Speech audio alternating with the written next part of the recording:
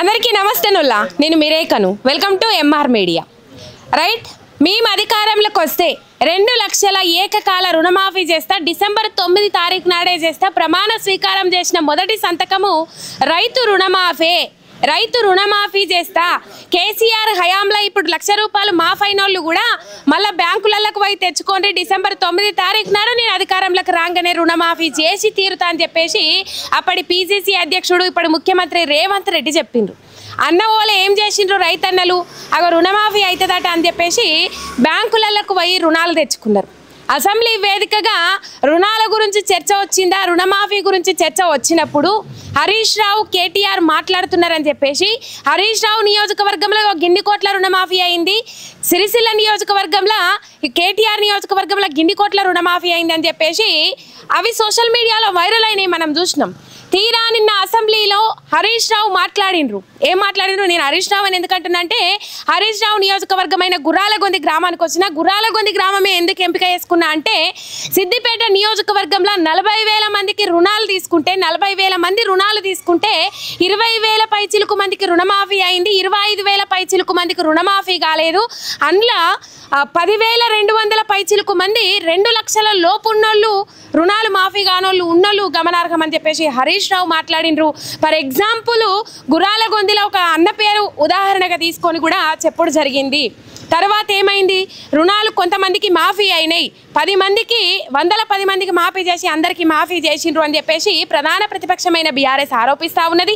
నిజంగా రుణమాఫీ అందరికీ చేసేసినామని చెప్పేసి కాంగ్రెస్ సర్కార్, కాంగ్రెస్ నాయకులు చెప్తా ఉన్నారు. అసెంబ్లీ వేదికగా వాళ్ళు ఎక్కడైనా వాళ్ళు ప్లకార్డులు కానీ లేకపోతే వాళ్ళు ఫ్లెక్సీలు కానీ ఇవన్నీ కనబడతా ఉన్నాయి మనకు. లేదు రుణమాఫీ అందరికి కాలేదని చెప్పేసి బీఆర్ఎస్ ఆరోపిస్తూ ఉన్నది. రుణమాఫీ అందరికీ చేసేసినాం, 2 లక్షలు ఉన్నోళ్ళ ప్రతి ఒక్కరికి అయింది, 2 లక్షల మీద ఉన్నోళ్ళకు కూడా అయింది అని చెప్పేసి చెప్తా ఉన్నారు కాంగ్రెస్ పార్టీ నాయకులు.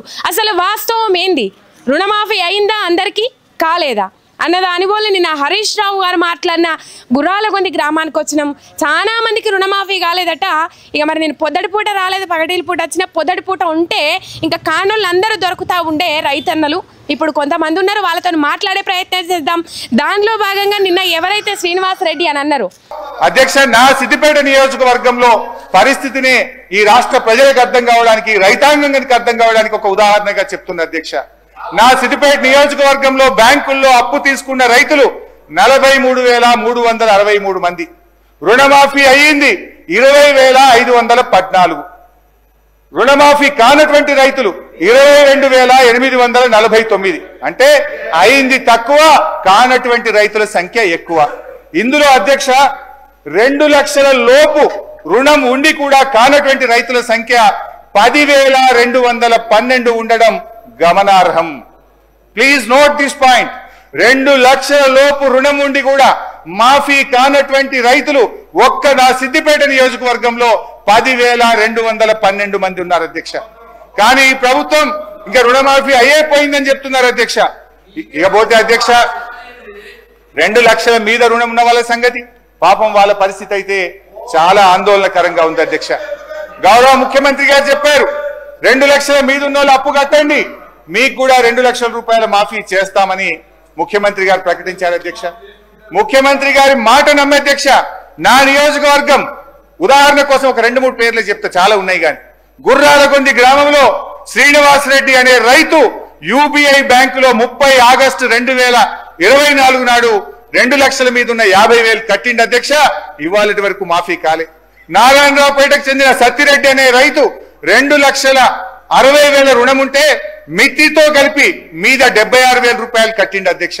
బంజేర్పల్లికి చెందిన మరో రైతు అఖ్తర్ ఖుస్రో 2,06,000 అప్పుంటే మిత్తితో కలిపి మీదున్న 10,000 కట్టిండి అధ్యక్ష. వారికి మరి ఈ రోజు వరకు కూడా ఈ ముఖ్యమంత్రి మాట నమ్మి 2 లక్షల మీద ఉన్న డబ్బు కడితే ఈ రోజు వరకు రుణమాఫీ కాలేదు. ఆ అన్నతోని ముందుగా మాట్లాడిద్దాం. నిన్న చూసిండ్రు కదా, దాదాపు చూసిన వాళ్ళందరికీ తెలుస్తుంది. అసెంబ్లీ సమావేశాలలో శ్రీనివాస్ రెడ్డి అన్న, మీ ఇంటి పేరు దామరపల్లి శ్రీనివాస్ రెడ్డి ఆయనకు రుణమాఫీ కాలే. ఇందులో ఒక కిటుకున్నది ఏంటంటే 2 లక్షల మీద ఉన్నోళ్ళు ఎవరైతే ఉంటారో వాళ్ళందరూ మిత్తిలు కట్టుండ్రి. మిత్తిలు కట్టినాక ఎంబటే 5 నిమిషాలలో రుణమాఫీ అవుతుంది అని చెప్పేసి వ్యవసాయ శాఖ మంత్రి తుమ్మల నాగేశ్వరరావు గాని, బట్టి విక్రమార్క గాని, రేవంత్ రెడ్డి గాని వీళ్ళందరూ చెప్పిండ్రు. చెప్పిన క్రమంలో ఈ అన్న వాళ్ళే చాలా మంది కట్టిండ్రు. కాకపోతే ఈ అన్న మన దగ్గర ఉన్నాడు. అన్న పేరు నిన్న అసెంబ్లీలో ప్రస్తావనకు వచ్చింది కాబట్టి అన్నతో మాట్లాడదాం. అన్న నమస్తే. అన్న నమస్తే. ఏం పేరన్న మీ పేరు? నేను దామరపల్లి శ్రీనివాస్ రెడ్డిని. మీ పేరేనా? నిన్న హరీష్ గారు మాట్లాడింది అంటే ఉదాహరణ చేసి మాట్లాడండు. మామే కట్టిన union bank, Jakkapur union bank లో 2 లక్షల పైన ఉంటే కట్టిన. అంటే ఎంత రుణం తీసుకున్నావు? నేను ఎంత మిత్తి కట్టినావు? ఎందుకు కట్టినావు? ఇవన్నీ చెప్తారా? ఏం భయం? మాకు రెండు ఉన్నాయి. మా వాళ్ళ పేరు మీద నా పేరు మీద ఉన్నది. అయితే ఇద్దరు కలిపి 2,57,54,000 చిల్లర ఉన్నాయి. 700 చిల్లర ఎంత మొత్తం 56,000 అవుతాయి. అందుకు 2,66,000 రూపాయలు కట్టిన. అంటే మీది పైసలు మొత్తం కట్టిన. ఏది 2 లక్షల మీద అంటే 2 లక్షల లోపలనే అవుతాయి అవి నేను కట్టిన పైసలు. 1,98,000 రూపాయలు అవుతాయి. అయితే మాఫీ అయితే అని కట్టినాం, అవి కాలేదు.